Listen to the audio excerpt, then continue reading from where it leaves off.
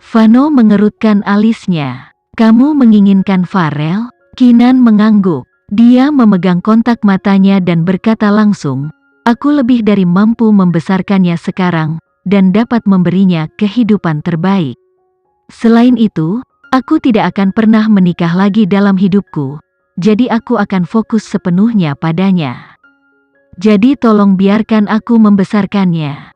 Anak kita, tentu saja, kamu akan selalu menjadi papanya. Aku hanya ingin memenuhi bagianku sebagai mamanya dengan lebih baik.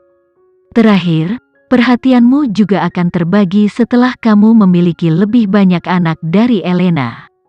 Vano meletakkan cangkir kopinya, menatapnya tanpa emosi dan berkata dengan suara pelan, kamu harus tahu Farel akan selalu menjadi bagian dari keluarga Dirgantara. Aku tahu keluarga Dirgantara akan dapat memberikan semua yang dia butuhkan. Itu sebabnya aku tidak pernah berpikir untuk memperjuangkan hak asuhnya sebelumnya. Tapi sekarang, aku bisa melakukan itu juga. Aku ingin berada di sisinya dan melihatnya tumbuh menjadi dewasa. Seorang pemuda terhormat, tentu saja, dia akan selalu menjadi bagian dari keluarga Dirgantara. Aku tidak menyangkal itu. Ini alasanmu meminta untuk bertemu, tanya Vano. Ya. Aku harap kamu dapat memenuhi keinginanku karena Farel adalah segalanya bagiku. Kinan memohon dengan tulus, kamu dapat menyebutkan harga berapapun yang kamu inginkan, selama kamu berjanji untuk memberiku hak asuh Farel. Ada harga? Tanya Vano lagi. Kinan mengangguk. Ya, aku dapat membuat lebih banyak perangkat lunak untuk perusahaanmu guna meningkatkan keuntunganmu, Kinan. Kata Vano perlahan tetapi tidak marah. Farel telah berada di sisiku sejak dia masih kecil. Tidakkah kamu pikir kamu terlalu banyak memintanya untuk diambil dariku begitu saja? Aku mengerti permintaanku agak tidak masuk akal. Tetapi kamu akan memiliki lebih banyak anak setelah kamu menikah dengan Elena. Farel adalah satu-satunya milikku. Dan aku berharap dia juga akan mendapatkan cinta dan perhatian yang tak terbagi sebagai balasannya. Vano menjawab dengan mencibir, jika kamu sangat peduli padanya, mengapa kamu memilih untuk bercerai denganku bertahun-tahun yang lalu? Kinan seharusnya tahu Vano kemungkinan besar akan menikah lagi, ketika dia membuat keputusan itu. Vano entah kenapa jengkel. Tahun itu, dia tidak merasakan apa-apa ketika Kinan menyerahkan surat cerai, tetapi untuk beberapa alasan, Vano merasakan amarah yang membara di dalam dirinya sekarang. Karena kamu tidak mencintaiku, jawaban tiba-tiba Kinan mengejutkan Vano. Sebelum dia bisa pulih darinya, Kinan melanjutkan, aku juga tidak mencintaimu. Pernikahan kita tanpa cinta. Kita adalah dua orang asing yang disatukan oleh sebuah kontrak. Tetap bersama hanya akan merugikan kita berdua. Wajah Vano jatuh. Dia benar, pernikahan mereka adalah siksaan. Dua orang asing yang tidak mengenal satu sama lain secara paksa dihubungkan bersama. Pengaturan itu tidak nyaman bagi keduanya. Tidak ada pihak yang merasa puas. Situasinya lebih buruk bagi Kinan karena dia, sebagai wanita, harus menikah dengan keluarga Dirgantara, tempat di mana dia tidak merasakan rasa memiliki. Segala sesuatu dan semua orang tidak asing baginya. Setiap menit dalam rumah tangga itu benar-benar siksaan. Selanjutnya, Vano dan Kinan tidak memiliki kesamaan. Dia sibuk bekerja hampir setiap hari, baginya dia bukan seorang istri, lebih merupakan hiasan rumah. Kinan dikucilkan oleh anggota keluarga Dirgantara, dan masih belum pulih dari trauma kepala kecelakaan mobilnya.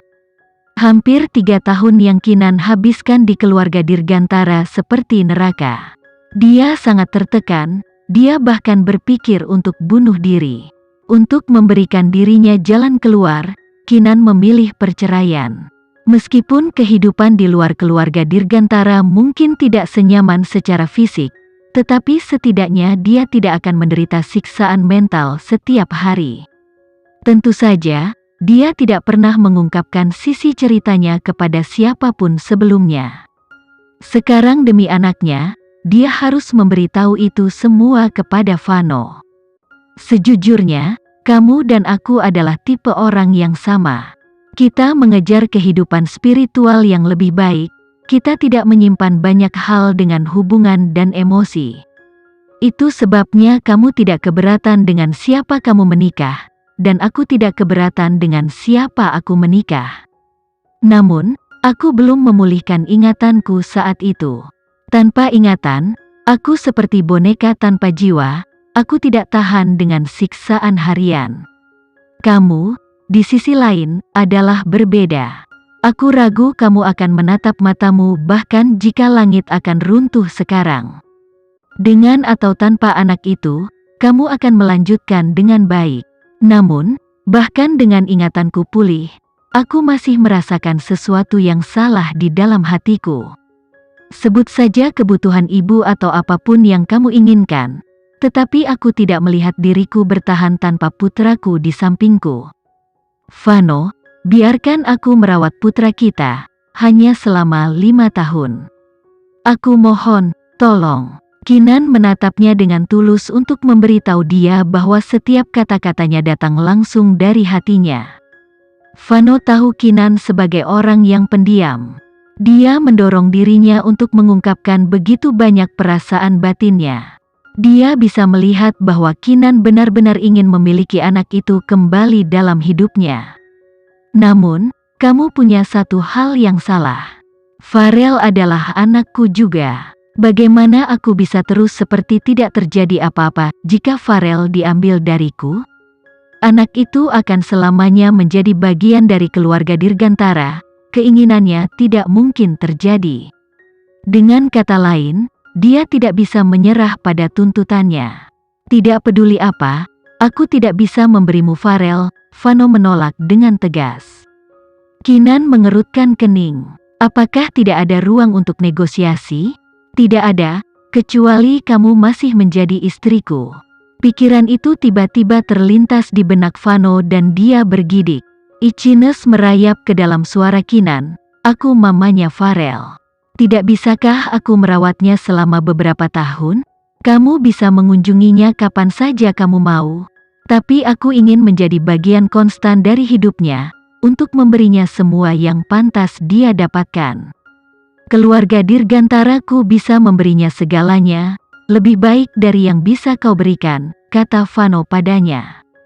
Itu membungkam Kinan. Dia benar, keluarga Dirgantara bisa memberi Farel semua yang dia butuhkan dan banyak lagi. Jika bukan karena mimpi yang berulang itu, Kinan tidak akan mendekati Vano dengan permintaan ini begitu cepat. Kedudukannya masih lebih rendah dari keluarga Dirgantara. Namun, mimpi itu mengharuskan perubahan pada rencananya. Dia harus berjuang untuk Farel sekarang, atau mimpinya akan menjadi kenyataan dan Farel akan mati setelah kematiannya. Kinan harus mengubah nasib anak itu saat dia masih hidup. Namun, keluarga Dirgantara adalah penghalang jalan raksasa yang menghalangi jalannya. Kinan juga tidak bisa menggunakan kematiannya sebagai argumen, karena dia tidak tahu kapan dia akan mati. Tetapi yang paling penting, bagaimana keluarga Dirgantara bersedia menyerahkan Farel kepada seorang wanita yang sekarat. Seperti yang dikatakan Vano, dia bisa mengunjungi Farel kapan saja dia mau, tetapi tidak membawanya pergi. Bagaimana jika aku mengajukan banding ke pengadilan? Kinan memulai tetapi lagi-lagi dipotong oleh Vano. Kesempatanmu lebih kecil seperti itu. Karena itu, apapun yang terjadi, kamu tidak akan memberiku hak asuh Farel, Kinan bertanya dengan apatis.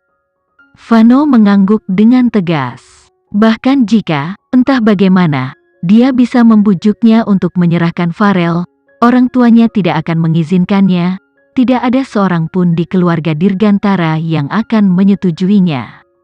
Kinan jelas bukan tandingan bagi seluruh keluarga Dirgantara. Kinan tahu tidak ada gunanya melanjutkan percakapan. Kinan berdiri dan berkata, aku tidak akan menyerah pada anakku. Kemudian, Kinan berbalik untuk pergi. Vano duduk di kursinya, menatap punggungnya tanpa emosi. Kinan pergi ke rumah setelah meninggalkan kafe. Jadwal Gavin sangat free sekarang karena mereka telah berurusan dengan Rafael, Vania, dan Sarah. Jadi jadwalnya sebagian besar terdiri dari menonton televisi dan bermain game.